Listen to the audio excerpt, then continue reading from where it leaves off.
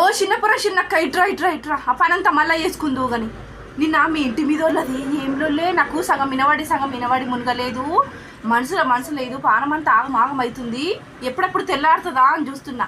ఇక మా ఆయన ఆఫీస్కి పోగానే ఒక్కటే పరి ఇక నీ దగ్గరికి వచ్చిన చెప్పే నిన్న ఏమైందే? ఏం లేదే, సందుల సరితక్క కొడుకు బాయికాడ భాగీరథక్క బిడ్డ ప్రేమించి పెళ్లి చేసుకున్నారు కదా. అదే కానీ నే అసలు ముచ్చట ఏందో చెప్పు. ఆ పోరడు ఇంటి ముంగట దాన్ని చూస్తుండట. గిట్లెందుకు చేస్తున్నావు అంటే ఇంకెక్క చూస్తుండట. బాల్కనీ కిటికీ ఇటు పోతే చూసుడు అటస్తే చూసుడు చేస్తుండట.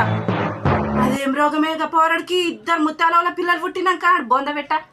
ఇదే మాట అడిగితే నైటీలు వేసుకోకు, మంచిగా రెడీగా జుట్టిర పోసుకో, జుట్టుకు నూనెనే పెట్టకు, ఫ్యాషన్ ఉండు, ట్రెండింగ్ ఉండు అంటుండట. ఇల్లుతో ఇల్లడి పని కొంపాల పనంతా పోరే వేసి మునుగుతుంది.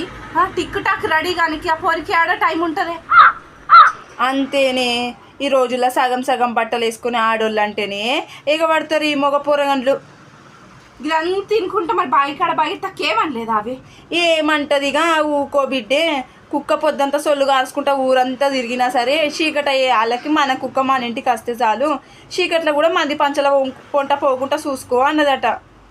అది కూడా నిజమే. ఇది ఆ లొల్లి ఇంకేదో అనుకున్నా నేను.